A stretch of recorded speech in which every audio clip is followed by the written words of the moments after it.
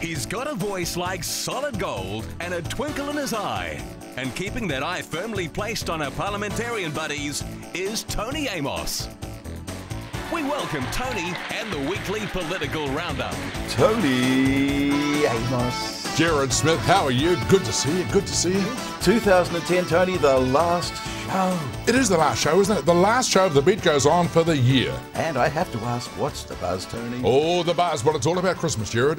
We're getting ready for Christmas. I've got my halal ham, I've got my Chiquita chicken, and the buzz is all about the reindeer, the brown-nosed reindeer. A brown-nosed reindeer? Yes, Jared. Apparently they can run just as fast as the other ones, but do have trouble stopping. Politics, Tony, that's what you're here for? Oh, yes, politics. Now look at the global gutter of life. The sooks and the crooks, the ruggies and lifters, the rooters and looters of public office we know as our politicians. Let's do a rundown for 2010. Politics. 2010, the rundown, Tony. The rundown on New Zealand politics for 2010. It's been a bit rough, hasn't it, eh? Our Prime Minister, Shonky Jonky, and his nemesis, the Leader of the Opposition, he of the Pacific Honorific, Phil Goff, have both had a pretty rough year, let down by their own team. Yes. They've had scandals. I mean, we started off, first of all, with Shane Jones, Labour MP Shane Jones, busted for having an affair with himself. And then Rodney's thick hide from the ACT Party, busted having an affair at taxpayers' expense. That was outrageous, wasn't it, eh? And then Labour's Chris Carter, busted with a travel affair.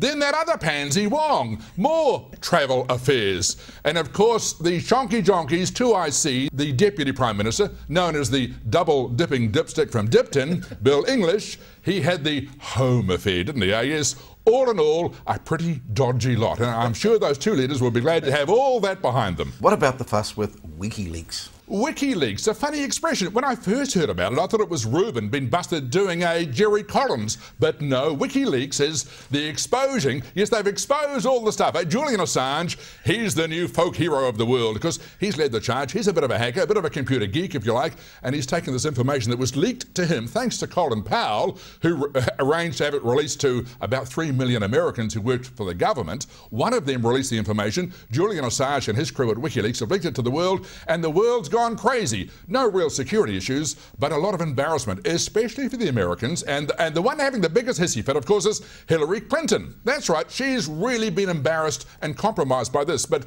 let's just put things into perspective here. What's Hillary Clinton most famous for? Well, she's most famous for being married to one-time American President Bill Clinton.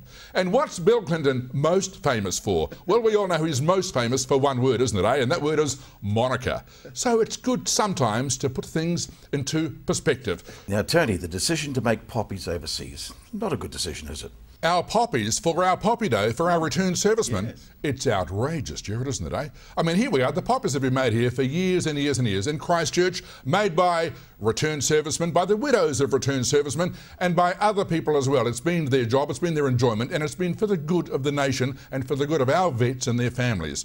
And what's the RSA done? The leadership, not the RSA per se, but the leadership of the RSA, the executive leadership, have made a financial decision to take that job opportunity away and to have the poppies made overseas, in Australia as a matter of fact, but from parts sourced in China.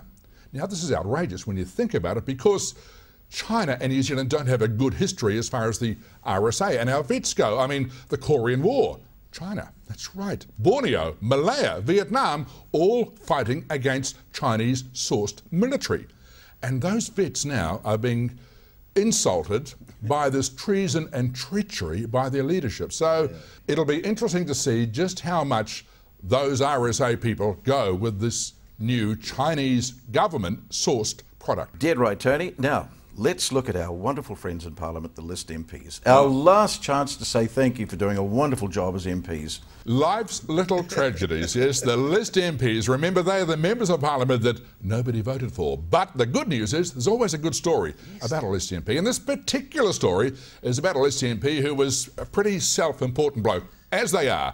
And it was Christmas time, of course, it's getting close to Christmas, and not having any mates who'd buy him a present, he'd gone out and treated himself. He'd bought himself a brand new, bright red Ferrari. Yes, a Ferrari motor car, and he loved it. First day he got it, was driving to Parliament, almost got to Parliament. As he turned the corner to show off his new Ferrari, a bus came along and ripped the side right out of his brand new car, and he leapt out. He was screaming and sobbing, my car, my beautiful red Ferrari, he's saying. And he was just beside himself with horror and anguish and so upset. And the police arrived, and this guy was still going on and on and on about his beautiful Ferrari. And the sergeant who arrived said, look, hang on a minute, I'm sick of you list MPs. He said, you're governed by this materialistic thing. He said, all you think about is your material possessions.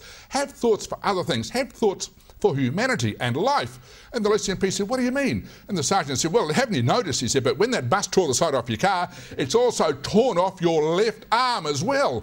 And the list MP looked down and he said, my God, my Rolex, where's it gone? And that's politics. See you next year.